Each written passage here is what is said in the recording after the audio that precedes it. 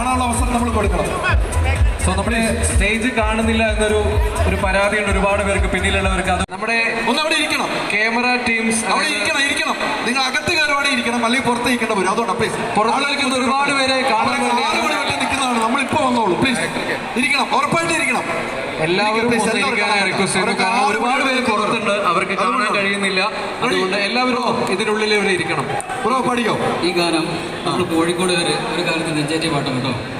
ഇപ്പോഴും അതെ, ഇപ്പോഴും ഈ ഫംഗ്ഷൻ കൊച്ചിയിൽ വയ്ക്കാൻ നിന്നതാണ്. അപ്പൊ ഞാനാണ് പറഞ്ഞത് കോഴിക്കോട് വേറെ ലെവലാണ്, വേറെ വൈബാണ്. ഇവിടെ ഈ ഹൈലൈറ്റ് മാളിൽ ഫസ്റ്റത്തെ ഓഡിയോ എന്ന് ചോദിച്ചത് ഞാനാ, ചങ്സ് ഫിലിപ്പ്. ഓർമ്മയുണ്ടല്ലോ എല്ലാവർക്കും?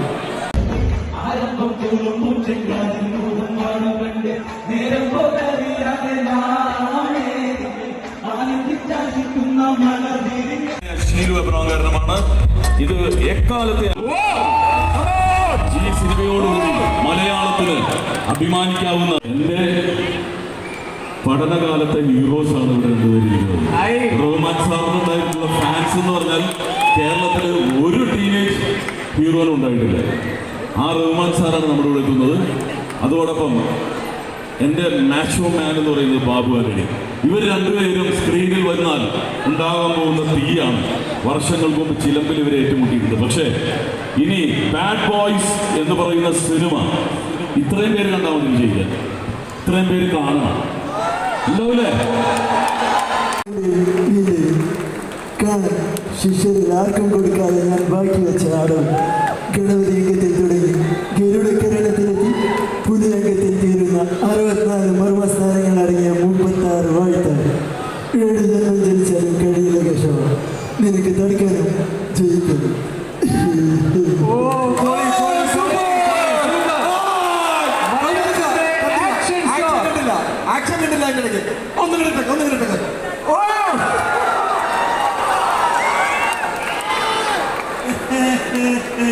പണം അതിനുവേണ്ടി ഒരു കുതിരയെ പോലെ പായും. ആശംസ പുഷ്പങ്ങൾ നിങ്ങൾക്കായി നൽകുന്നു ഞാൻ.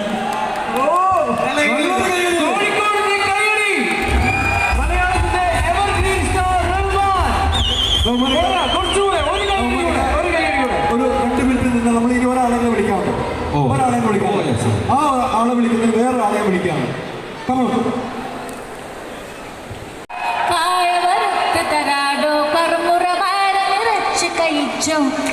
ദം ബിരിയാണി കഴിച്ചോ, പിന്നെ സംഗതി നല്ല ഉസാറ്.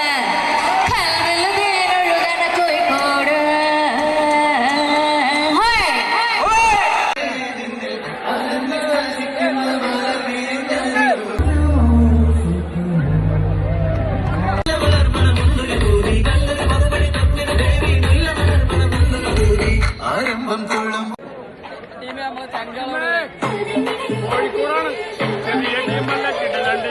ഓണത്തിന് കാണല്ലേ ഒരുപാട് ആൾക്കാർ ഇന്റർവ്യൂ എടുത്തേണ്ട് വള്ളം കുടിപ്പിച്ചാണ്ട് ഒരു ബൈക്ക് ആക്കണ ഒരു മനുഷ്യനാണിത് അല്ലേ? എന്താ നമ്മളെ ചങ്ങാട് പറയാനുള്ളത്? എല്ലാവരോടും ഇഷ്ടം, നീയും എന്റെ ഇന്റർവ്യൂ കാണണം, നീ എന്റെ കൂടെ നിൽക്കണം കേട്ടോ. എല്ലാവർക്കും 8ന്റെ പണിയും കൊടുക്കണം. 8ന്റെ പണിയല്ല, ഒരു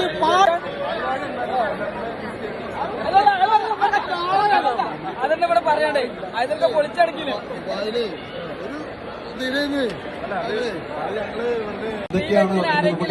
സിനിമ കണ്ടാൽ നമുക്ക് അറിയാൻ പറ്റുള്ളൂ. ഉമർക്കയുടെ 3ാമത്തെ പടമാണ്. ആദ്യോടം അടാർലോ. പിന്നെ ഏറ്റവും വലിയ സന്തോഷം എന്താണെന്ന് വെച്ചാൽ ഞാൻ സിംഗിൾ ബ്രോ ഇവിടെ പറഞ്ഞു ആള് കോഴിക്കോടിന്റെ മരുമകനാണെന്ന്. റഹ്മാൻ സാർ പറഞ്ഞു ആളുടെ